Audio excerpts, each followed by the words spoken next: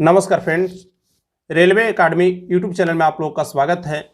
आज का जो मेरा वीडियो होने वाला है फ्रेंड बहुत ही इंपॉर्टेंट होने वाला है और इम्पोर्टेंट इसलिए होने वाला है क्योंकि रेलवे ग्रुप डी की एग्ज़ाम डेट घोषित कर दी गई है और यह मानकर चलिए कि आपका जो एग्ज़ाम है वह जुलाई में ले लिया जाएगा। तो हमारे पास अगर देखा जाए तो बहुत ज़्यादा समय नहीं है फ्रेंड। अब मानकर चलिए कि 3 से 4 महीने समय है और इन 3 से 4 महीने का किस प्रकार से अच्छे तरीक़ा से यूज़ किया जाए वही इस वीडियो में बात करेंगे फ्रेंड। हम अपने बारे में बताएं तो मैंने भी बहुत से रेलवे के एग्ज़ाम क्वालिफाई किए हैं, जैसे आरपीएफ का एग्ज़ाम क्वालिफाई किया है,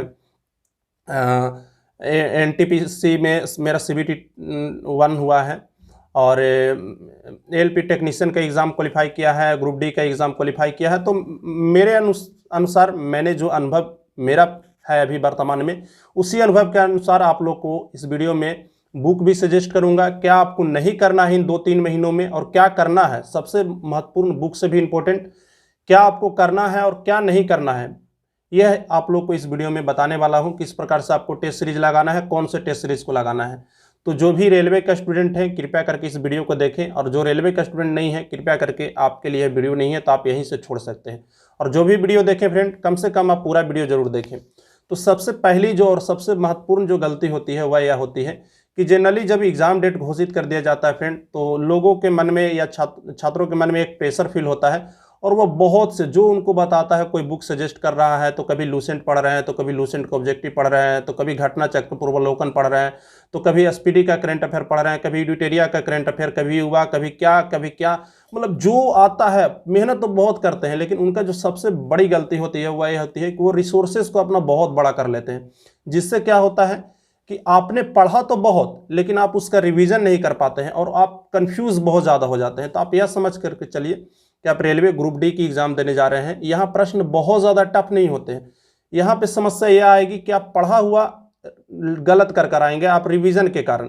तो सबसे पहले आप यह काम करिए कि आपके पास जो भी रिसोर्सेज है, मिनिमम से मिनिमम रिसोर्सेज को रखिए और उस रिसोर्सेज को बहुत से ज़्यादा बार आप रिवाइज करने का कोशिश कीजिए। बहुत से बुक्स पढ़ने से बेहतर है एक बुक को बहुत बार पढ़ा जाए। दूसरी यह गलती है फ्रेंड कि आपको कोई भी मोटी बुक नहीं पढ़नी है। मैं बुक पहले बता देता हूं जो मुझे लगता है कि अभी से आप यह कर सकते हैं, क्योंकि 3-4 महीने समय है। अभी से आप यह करिए कि जो आपको टॉपिक दिक्कत करता है, स्पेशली जैसे आपका भूगोल दिक्कत कर रहा है, पॉलिटी दिक्कत कर रहा है, वो टॉपिक को आप लूसेंट से पढ़िए और उसके बाद आप लूसेंट के ऑब्जेक्टिव से उन प्रश्नों को कंप्लीट कर लीजिए। क्योंकि अभी आपके पास 3 से 4 महीने हैं, तो अगर आप 1 महीने कुछ नया सीखने में भी लगाएंगे तो कोई दिक्कत नहीं है। तो आपको जो भी अभी दिक्कत आ रहा है, जिस भी सब्जेक्ट से आपको दिक्कत आ रहा है, आप उसको लूसेंट से कंप्लीट कीजिए। लूसेंट से स्टैंडर्ड बुक को आपको नहीं फॉलो करना है। उसके बाद साइंस के लिए रेलवे सामान्य विज्ञान स्पीडी का ये आता है, इसको आपको फॉलो करना है। बहुत ही शानदार बुक है, इससे ज़्यादा आपको कुछ नहीं पढ़ना है, क्योंकि यहाँ से आपका रिवीजन भी होगा और साथ में जितने भी प्रश्न, इसमें बहुत से प्रश्न दिए हुए हैं।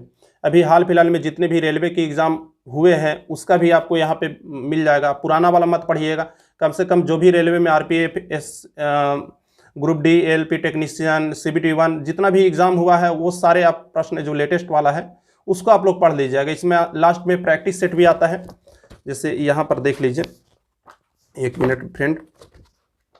जैसे देखिए यहाँ पे इस प्रकार का सेट रहता है, तो आप कोशिश कीजिए कि दिन में एक सेट को लगाएं और इसका विस्तार से एनालिसिस करें। जो आपने यहाँ पे पढ़ा है उसको यहाँ पर आपको रिकॉल कर करके, और जो चीज़ें एडिशनल याद है उसको यहाँ पर लिखते चलना है। यानी कि इस प्रकार से इस बुक को पढ़ना है जैसे ये दोबारा फिर कोई ना पढ़ सके।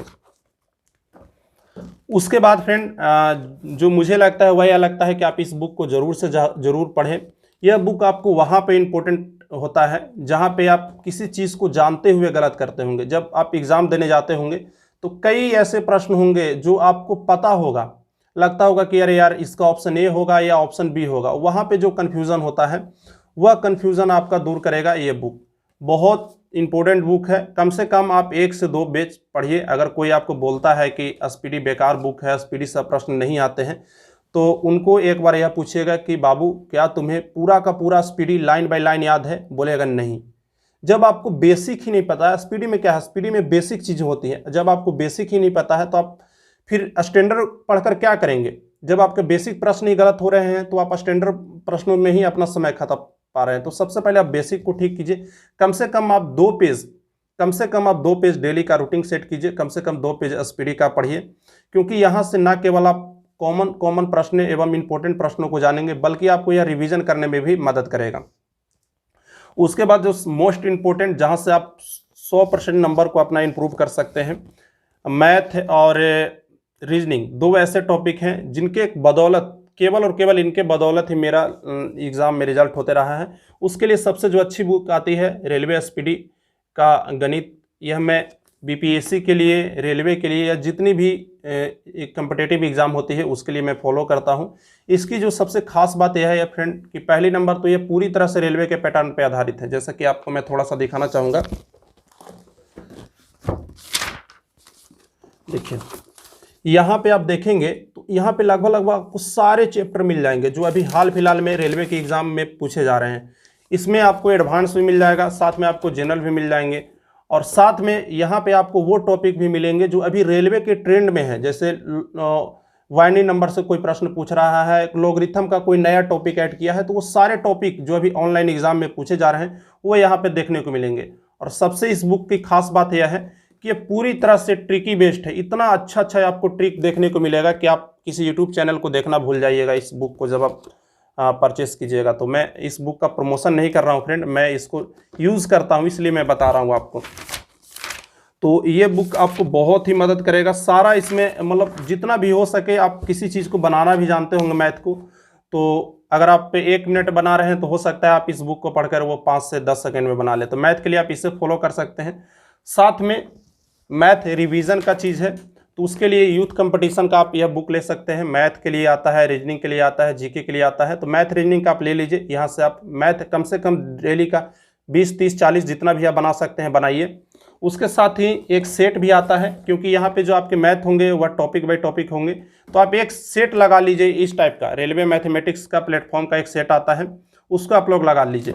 आपको मेन जो टारगेट है वह मैथ रीजनिंग के प्रैक्टिस पे देना है। जो चीज़ नहीं जान रहे हैं उसको आप यूट्यूब चैनल से सीखिए, लिंक मैं आपको डिस्क्रिप्शन में दे दूंगा जहाँ पे मैंने पूरी तरह से बुक के बारे में बताया है। तो आप ये काम कर सकते हैं। रीजनिंग के लिए आपको कुछ नहीं करना है, यूथ कंपटीशन का सिर्फ बुक फॉलो करना है। करेंट अफेयर के लिए जो सबसे मुझे अच्छी लगती है वह यह बुक लगती है एसपीडी का। ब्लू कलर में ही लीजिएगा, एक येलो कलर में आता है। उसमें क्या है कि सारे चीज़ों तो आपको मिलेंगे, लेकिन ये लास्ट में जो आपका ऑब्जेक्टिव प्रश्न है ये आपको देखने को नहीं मिलेगा। ये वाला जो आपको ऑब्जेक्टिव है ये आपको उसमें देखने को नहीं मिलेगा, और यह बहुत ही इंपॉर्टेंट होता है फ्रेंड। मैं अपने बारे में बताऊं तो मैं इस बुक को सिर्फ 2 दिन पढ़कर, 2 दिन में सिर्फ बता रहा हूं, 2 दिन मैंने पढ़ा था, क्योंकि मेरा पॉलिटेक्निक का एग्ज़ाम था और मैंने 12 में लगभग 8-10 नंबर स्कोर किए थे करेंट अफेयर में। तो बहुत ही इंपॉर्टेंट बुक है और बहुत ही शॉर्ट वे में और बहुत ही ईजी लैंग्वेज में लिखी हुई है। एडिटोरियल से भी मुझे यह बेहतर बुक लगती है, तो आप इससे ज़रूर करेंट अफेयर के लिए रेफर कर सकते हैं। टेस्ट सीरीज की अगर बात करें तो टेस्ट सीरीज में आप ग्रेड अप का टेस्ट सीरीज लगा सकते हैं अगर आपका तैयारी बहुत अच्छा है। तो अगर आपका तैयारी थोड़ा नॉर्मल है और आप वैसे ही प्रश्नों को टेस्ट करना चाहते हैं, या वैसा ही आप एग्ज़ाम का क्वेश्चन चाहते हैं जैसा एग्जाम में आ रहा है, तो आप टेक्स्ट बुक का लगा सकते हैं। टेक्स्ट बुक में प्रश्न बहुत ही सामान्य लेवल के होते हैं, लेकिन उतने लेवल के होते हैं जितना एग्जाम में पूछा जाता है। ग्रेड अप के प्रश्न एग्जाम से थोड़े कठिन होते हैं, तो जिनका कम नंबर आता है वह अगर ग्रेड अप का टेस्ट देंगे तो वो डीमोटिवेट हो जाएंगे। तो आपको ग्रेड अप का वैसे कंडीशन में नहीं फॉलो करना है, आपको टेक्स्ट बुक के साथ जाना है। लिंक मैं डिस्क्रिप्शन में दे दूंगा, वहाँ से जाइएगा तो आपको 50 से 60 रुपये का डिस्काउंट टेस्ट बाई करते समय मिल जाएगा। उसके साथ ही अगर आपको टेस्ट देना है, साथ में आपको वीडियो सॉल्यूशन भी चाहिए, तो आप अनअकैडमी को ज्वाइन कर सकते हैं। अनअकैडमी के जितने भी टेस्ट होते हैं फ्रेंड बहुत ही शानदार होते हैं और वहाँ पे आपको वीडियो सॉल्यूशन मिलेगा। तो अगर आपके पास पैसे नहीं है, अनअकैडमी का टेस्ट महंगा होता है, तो आप टेक्स्ट बुक का टेस्ट बाई कर सकते हैं। यहाँ पे फ्री भी टेस्ट होते हैं 4-5, तो अगर आपके पास फ्री टेस्ट भी देना चाहते हैं तो टेक्स्ट बुक से दे लीजिए, कोई दिक्कत नहीं है। और सबसे इम्पोर्टेंट फ्रेंड, अभी से आपको फ्रस्ट्रेट नहीं होना है। जो चीज़ें बीत गई, आपने 1 साल में क्या किया ये मायने नहीं रखता है। अभी आप 3 से 4 महीने में कितना पढ़ते हैं वो मायने रखता है फ्रेंड, और ये 3 से 4 महीने हैं वो आपके लाइफ के बहुत ही महत्वपूर्ण भूमिका निभाएंगे। तो अब आपके पास यह रह जाता है निर्णय करने का अधिकार कि आप क्या करते हैं, आप इन 3-4 महीनों का किस प्रकार से यूज़ कर सकते हैं, क्योंकि यही ये 3-4 महीने होंगे जिनके आधार पर आप अपना पूरा ज़िंदगी आराम से जी सकते हैं। तो बस आज के लिए मेरा इतना ही वीडियो है। कोई डाउट रह जाता है तो आप हमें ज़रूर बताइएगा, और कोई अगर पर्सनल इंक्वायरी हो, कोई टेस्ट बाई करते समय या कुछ भी कोई दिक्कत आती हो, तो आप हमें इंस्टाग्राम पे मैसेज कर सकते हैं, वहाँ पे मैं आपको पर्सनली रिप्लाई दूंगा। तो आज के लिए बस इतना ही, मिलते हैं फिर किसी और वीडियो में। टेक केयर, धन्यवाद, बेस्ट ऑफ लक।